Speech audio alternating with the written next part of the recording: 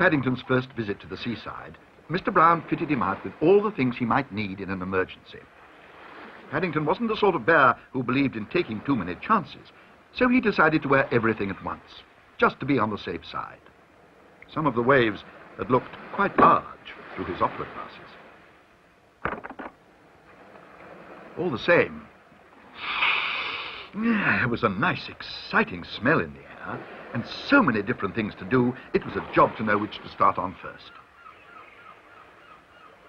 In the end, he decided to sit down and think the matter over. Help! That'll be 10 pence, please.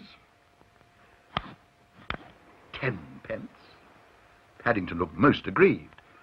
He'd never heard of anyone having to pay 10 pence to sit in a deck chair before, especially one that didn't work. Don't worry, I'll pay. In fact, we'll have 6, please. You can keep the change. Thank you, sir. At once, sir. Perhaps the young gentleman would like to do some sunbathing. I'll get him a mattress. I may do some shade bathing, said Paddington firmly. Bears do shade bathing. They get sunstroke easily. That's why Aunt Lucy made me wear a hat. How about going in for a hairy knees competition? You do all right at that. I know what. We'll have a sandcastle competition. We'll see who can build the best one. Super! Bagsby, start now. Let's all go in different directions. How about it, Paddington? Judy's words fell on deaf ears. Paddington was anxious to test his bucket and spade, and he hurried off without further ado. Don't go too far away, called Mrs. Bird. And watch the tide. But Paddington was already hard at work. He decided that his sandcastle would be the biggest and best that had ever been made. And the pile of sand got larger and larger until he disappeared from view entirely. When at long last Paddington stood back to admire his handiwork, he really felt very pleased with himself.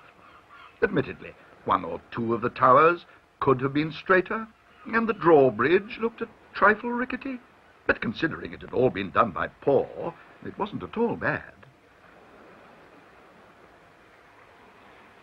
What with all his hard work, the sunshine, and the sound of the waves breaking on the shore, he was soon fast asleep.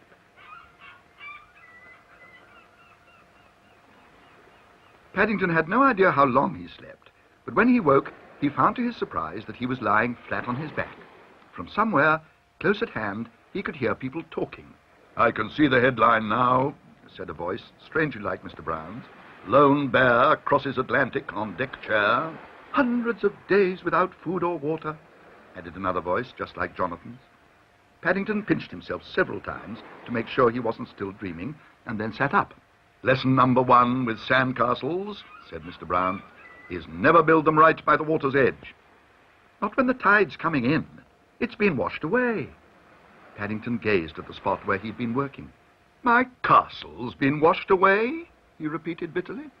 It's a good job you weren't washed away with it. You might have been drowned, or ended up in France. The thing is, what do you want to do now? Paddington considered the matter for a moment. I think, he announced, I may sit in my deck chair and wait for the tide to wash my sandcastle back in again. I don't know if we shall have time for that, Paddington, said Mr. Brown tactfully. How about buying some postcards instead? Paddington thought that was the best idea he'd heard for a long time. He'd seen some very good ones in a shop on the promenade. And later that day, much later, he sent one to his Aunt Lucy at the Home for Retired Bears in Peru. On the front, there was a picture of the very beach he'd been on.